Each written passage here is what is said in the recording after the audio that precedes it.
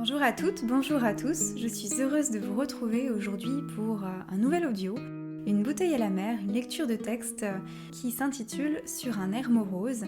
C'est le dernier texte que j'ai écrit fin novembre et j'ai envie de le partager aujourd'hui avec vous. Alors avant de vous en faire la lecture, j'ai envie d'introduire ce texte. Tout d'abord parce que dans un premier temps, j'avais pas particulièrement envie de le partager. Je me suis dit, bon, il est un petit peu sur une teinte un peu morose, justement, comme l'indique son titre, et j'ai envie de proposer justement plutôt quelque chose de joyeux, de pétillant, de plein d'espoir, d'optimiste, et j'ai pas envie de parler de ces énergies-là qui sont un petit peu plus basses, un petit peu plus empreintes de morosité, justement. Sauf que je me suis dit, mais si je ne peux pas parler de ces énergies-là qui nous composent, hein, puisque nous sommes des êtres humains incarnés sur cette terre, eh bien j'ai tout faux. Parce qu'on est composé de toutes ces énergies-là, et ça reviendrait à dire que, ok, je m'aime quand je suis dans une énergie positive, optimiste, et par contre, quand je suis dans une énergie un peu plus lourde, un peu plus basse, eh bien j'ai du mal à m'accepter et à m'aimer telle que je suis. Et pourtant, ça fait partie de moi. Donc, je me suis dit, eh bien très bien, il est pile dans l'énergie du moment, il est pile dans l'énergie de ce début d'hiver.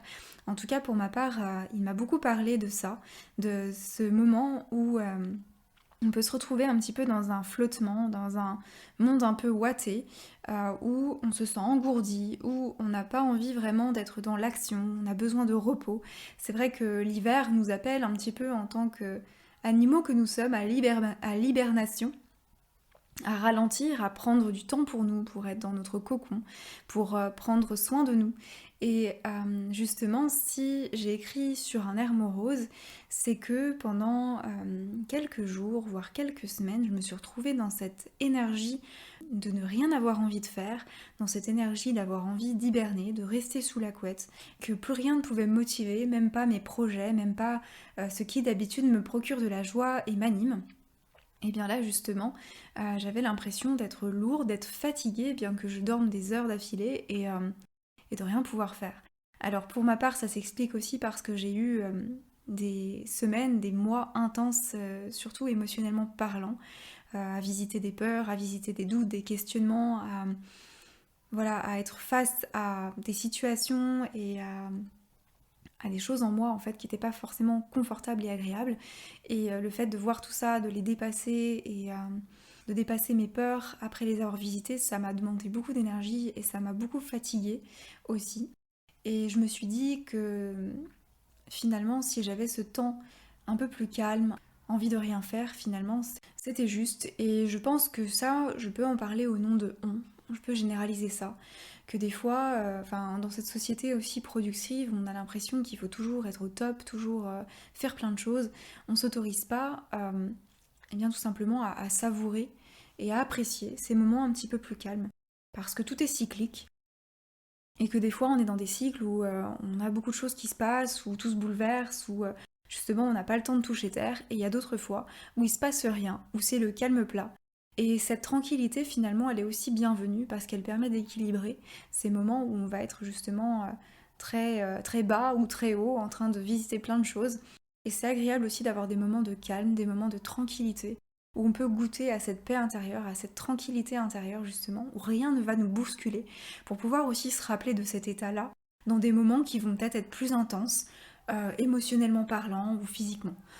Ensuite, ce que j'ai envie de dire en introduction aussi, c'est que pour ma part, la fin de l'automne, le début de l'hiver, c'est une période qui m'atteint facilement, mentalement, parce que là où je vis, eh bien, il y a beaucoup de brouillard notamment, beaucoup de pluie aussi.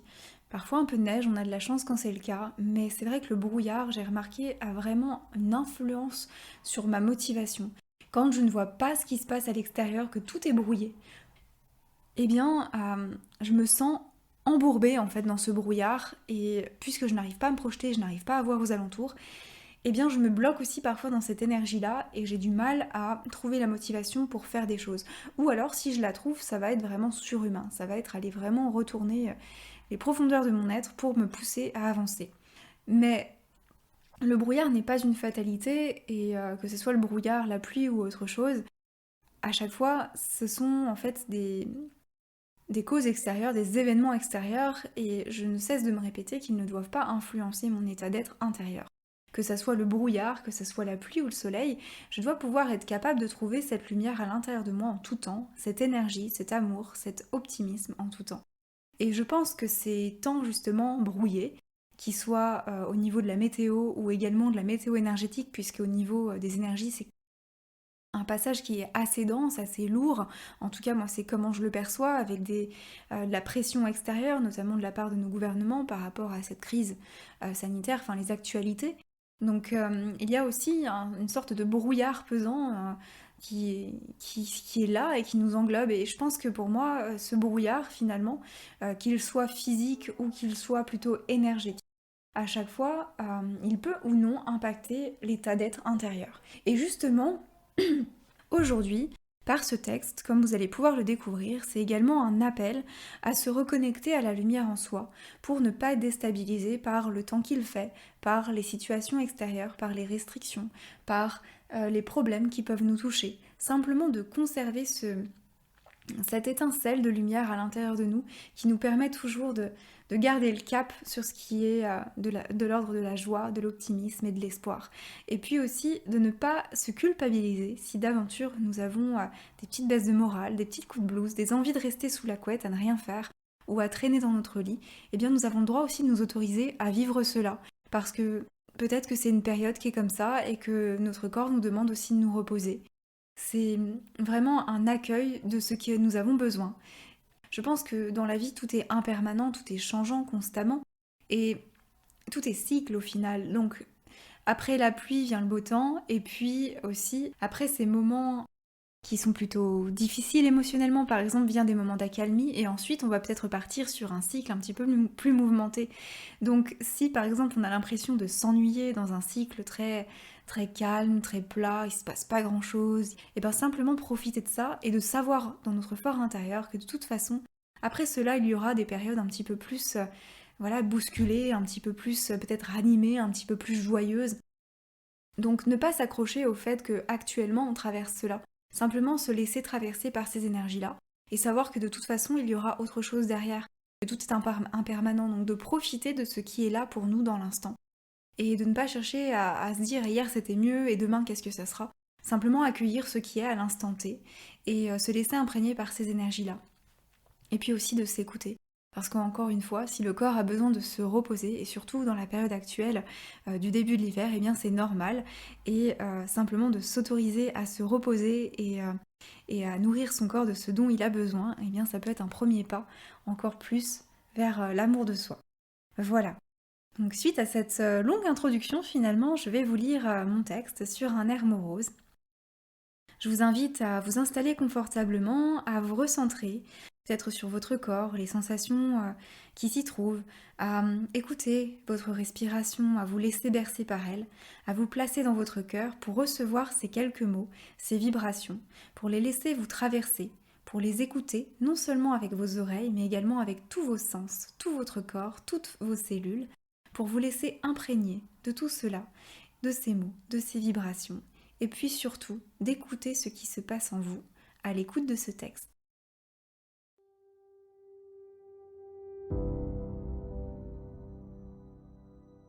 Sur un air morose.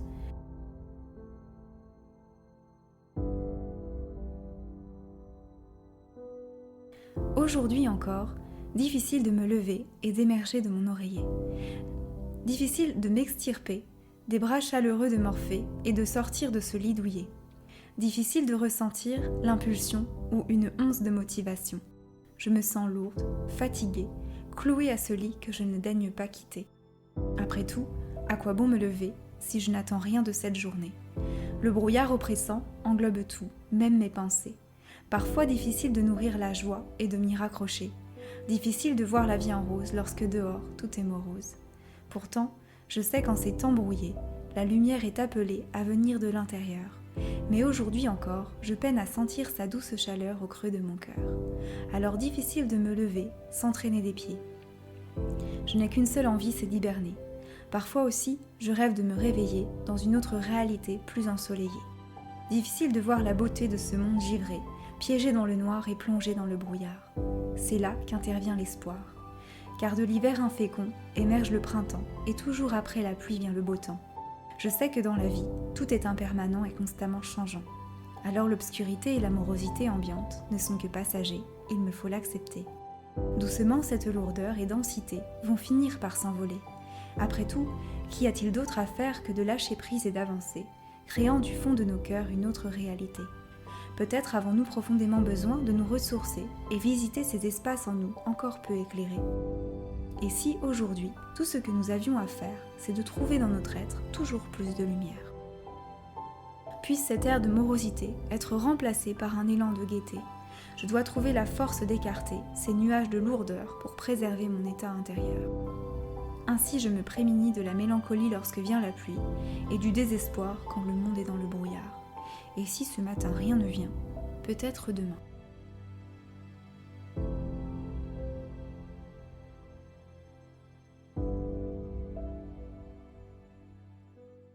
Voilà mon texte sur un air morose. Je vous laisse quelques instants pour peut-être ouvrir les yeux si vous les avez fermés, pour reprendre conscience, connaissance de ce qui vous entoure, tout en gardant tout de même un œil sur votre intériorité, sur votre corps, votre respiration, l'énergie qui y coule, sur l'effet de ces quelques mots sur vous. Je vous invite aussi, si vous en avez envie, à réécouter plusieurs fois ce texte, à vous laisser imprégner, à vous laisser voyager en fait avec lui, avec ces mots, et de voir dans votre vie, est-ce que cela résonne avec vous? Est-ce que vous aussi, en ce moment particulièrement, puisque ça a été mon cas, donc peut-être c'est aussi le vôtre, peut-être qu'en ce moment particulièrement pour vous, c'est difficile de trouver une motivation de vous lever le matin. Alors pour certains, la motivation vient de l'extérieur, ça peut être s'occuper des enfants, les amener à l'école, leur préparer leur petit déjeuner, ça peut être aller travailler, ça peut être tout un tas d'obligations qu'on a à remplir. Mais si par exemple on est en congé, peut-être que cette motivation va venir du fait que tiens, on avait prévu de faire ceci avec des amis ou de faire cela. Mais quand je parle de motivation, je parle vraiment d'une motivation intérieure, un élan intérieur, parce que tout vient de l'intérieur. Et tout simplement, je pense que dans nos journées, quand on se réveille, cette motivation, cette envie de se lever, c'est un moteur intérieur qui est là. C'est comme la joie finalement. C'est vraiment intérieurement, on ressent cet élan qui nous pousse à nous lever, qui nous donne l'impulsion de nous lever. Et pour moi, il y a une différence entre contacter cette motivation qui est intérieure et qui ensuite nous permet justement d'aller vers l'extérieur et puis de faire ce que nous avons à faire, et une différence avec justement une motivation extérieure qui vient nous tirer hors du lit parce qu'il y a ci à faire, il y a cela à faire, il y a cela, etc. Et que finalement, c'est plus notre mental qui est en train de nous dicter ce que nous devons faire plutôt qu'une réelle envie intérieure de se lever. Aussi, ce que j'avais envie de vous dire, et ça vient beaucoup me chercher en ce moment, donc c'est pour ça que j'ai envie d'en parler, c'est que commencer une journée finalement c'est sacré, de la commencer du bon pied, mais aussi en prenant le temps de se connecter à notre corps, de se connecter à notre énergie, de se connecter à tout cela, d'avoir de la gratitude pour cette vie qui nous anime en fait au lever, de remercier cette journée et de se mettre en position de réceptivité pour tous les cadeaux qu'elle a à nous offrir. Et quand dans mon texte je dis que finalement on n'attend rien de cette journée, c'est parce que bien des matins je me suis réveillée en me disant bon, encore une journée. Et que je ne voyais pas le cadeau derrière cela parce que je n'attendais rien d'extraordinaire allait venir me tirer de mon quotidien. Mais je me rends compte finalement que cette attitude-là engendre aussi cette ère de morosité. Mais si je me réveille le matin en ayant le cœur en joie et en me disant ah chouette, encore une journée, je vais vivre une nouvelle journée qui va être potentiellement remplie de plein de cadeaux, que ça soit des rencontres, que ça soit des leçons plus ou moins difficiles à intégrer, que ça soit ce que je vais accomplir, que ça soit peut-être un délicieux repas que je vais faire ou que je vais partager, ou peu importe en fait, il y a tout un tas de petits cadeaux que nous sommes amenés à accueillir chaque jour et à voir. Et justement, cette ère de morosité qui parfois nous affecte, nous fait aussi nous fermer à la beauté de la vie et à son côté merveilleux. Donc finalement, je pense qu'il s'agit de trouver un certain équilibre entre le fait d'accueillir simplement parfois ces moments où nous avons besoin profondément de nous ressourcer, de nous intérioriser davantage, d'hiberner, de prendre du temps de repos, de prendre du temps pour nous et de ne rien faire parce que tout simplement c'est ce que notre corps nous demande et c'est ce que nous ressentons au plus profond de nous. Et aussi parfois ne pas nous laisser enivrer par cet air de morosité qui vient teinter cet état d'être et qui, lui, vient fausser complètement la donne puisque il peut aussi nous empêtrer, nous embrouiller dans une sorte de brouillard finalement intérieur qui nous donne envie de rien faire et qui nous fait voir la vie d'un côté morose plutôt que de voir la vie en rose, voilà. Donc c'est un message important que j'ai envie de faire passer et que j'essaye aussi de faire passer pour moi-même parce que croyez-moi, j'essaye de le mettre en pratique dans mon quotidien, de me lever en ayant une vision différente de la journée qui s'annonce, de me lever en pensant justement à cette ouverture du cœur et à tous les cadeaux que peut m'apporter cette journée, en étant réceptif et en étant accueillante face à tout ce que la vie a à me proposer. Donc je vous invite vraiment à observer dans un premier temps, voir si cela vous le mettez déjà en place dans votre quotidien ou si ce n'est pas le cas. Et puis peut-être que vous aurez envie aussi de tenter l'expérience et puis d'avoir vos propres rituels, vos propres petites routines du matin qui vous mettent en joie, qui vous permettent de vous connecter à cela. Moi par exemple en ce moment ce que j'expérimente c'est d'essayer de me connecter à mon corps au matin et puis de remercier pour cette journée, de remercier pour mon corps, pour l'énergie qui m'anime, pour ma bonne santé.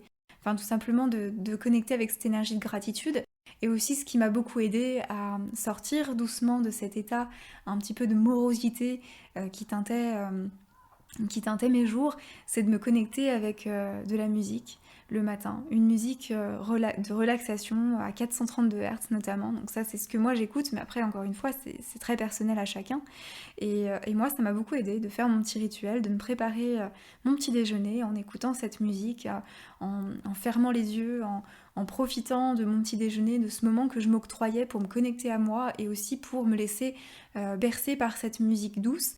Et la musique à 432 Hz, c'est vraiment la vibration du cœur, donc pour moi, elle me connecte vraiment à mon cœur pour justement voir la journée et voir les choses différemment, plutôt au travers voilà, des lunettes du cœur, plutôt que des lunettes de l'ego ou du mental qui peut être un petit peu morose justement. Voilà, donc c'est le message que j'avais envie de partager avec vous. Et puis encore une fois, d'insister sur le fait que cette lumière, eh bien, nous sommes invités à la trouver à l'intérieur. Et je pense que vous pouvez le voir de partout, il y a beaucoup de gens qui en parlent et moi ça me parle beaucoup aussi de se dire que justement en cette période d'automne et puis d'hiver où les nuits sont très longues, où finalement on voit très peu le soleil, où en fonction de là où on vit on peut être aussi très, très souvent plongé dans le brouillard, c'est le cas des personnes qui habitent en plaine par exemple, plutôt que les personnes qui habitent à la montagne et qui ont la chance d'être au-dessus des nuages. Froid aussi qui vient nous mordre, nous empêcher de nous sentir vraiment bien, qui nous fait un peu nous renfermer sur nous-mêmes, nous refrogner, et bien simplement, je pense qu'en ces temps-là, nous sommes vraiment invités à regarder la lumière qui se trouve à l'intérieur. Et c'est une bénédiction de se dire que dans cette obscurité, qu'est-ce qui se passe? Eh bien nous avons une chance de contacter notre lumière. S'il y avait de la lumière partout, on ne se rendrait même pas compte de la petite étincelle que nous sommes. Alors là, justement, avec toute l'obscurité ambiante, que ça soit lié à la météo, que ça soit lié à la saison, ou que ça soit lié à l'actualité, eh bien nous avons la chance magnifique de pouvoir trouver cette lumière à l'intérieur de nous et de la nourrir. Et justement, j'ai vraiment envie d'insister là-dessus et de terminer également là-dessus, c'est que à chaque instant, nous avons le choix de nourrir notre joie, la lumière, ou de nourrir l'amorosité. Et c'est quelque chose qui se décide vraiment dans nos pensées, dans nos paroles, dans nos actions. Nous avons ce choix et nous sommes vraiment des êtres qui avons un pouvoir dessus, un pouvoir de décision sur ce que nous avons envie de ressentir. Donc nous pouvons très bien nous réveiller un matin avec cette morosité, envie de rien faire. Et nous avons soit le choix de rester dans cet état-là, ou nous avons aussi le choix peut-être de nous dire « Ok, eh bien, j'ai vu, j'accueille cet état d'être, mais j'ai envie de me connecter avec des fréquences plus élevées. Et pour cela, nous allons peut-être justement faire preuve de gratitude, écouter de la musique, faire quelque chose qui nous procure de la joie, lire un bon livre ou peu importe. Mais simplement changer d'état d'esprit. En fait, ce que je me dis, c'est un petit peu comme changer de vêtements. On a notre vêtement de la nuit, et en fait, quand on se réveille, eh bien, on a le choix soit de conserver ce pyjama toute sa journée qui est chargé de tout cela, ça peut être de la négativité ou pas, et on a le droit de changer de vêtements. Donc, si on change d'état intérieur, d'émotion, prédominante aussi facilement qu'on peut changer de vêtements, et bien symboliquement on peut se dire ok, bon bah aujourd'hui j'ai pas envie de porter ce vêtement-là, j'ai envie d'en mettre un peu plus joyeux. Et des fois moi c'est ce que je me dis quand voilà, je me mets un pull tout gris, puis je me dis bah non en fait aujourd'hui j'ai pas envie de cette énergie-là, j'ai envie d'une énergie un peu plus lumineuse, un peu plus joyeuse, et bien je me change. Et bien c'est aussi simple que ça, de choisir son état intérieur et d'essayer justement de maintenir son état intérieur vers le plus de positivité, le plus d'amour, le plus de joie possible et de lumière. Tout en aussi s'autorisant à expérimenter lorsque les jours, eh bien, nous avons un petit peu moins d'énergie et que nous sommes un peu plus fatigués, à faire la distinction que des fois c'est simplement qu'on a besoin de se reposer et de rien faire. Voilà, sur ces quelques mots, je vais vous laisser. J'espère que, en tout cas, ce contenu vous aura plu, que vous aurez envie de le réécouter. Peut-être aurez-vous aussi envie de le partager. Voilà, je vous invite à me laisser un commentaire, à liker cette vidéo si vous en ressentez l'appel. Et puis bien sûr, si vous avez envie de vous abonner à ma chaîne, merci beaucoup. Ça me permet aussi de faire voyager ces textes un petit peu plus loin, un petit peu à plus de personnes, de toucher plus de cœurs, toujours dans cette vibration d'amour et de partage. Je vous remercie en tout cas pour votre écoute, je vous souhaite une excellente journée, prenez soin de vous, et puis puisse cette ère de morosité être remplacée par un élan de gaieté et nous emmener vers d'autres lendemains un petit peu plus ensoleillés.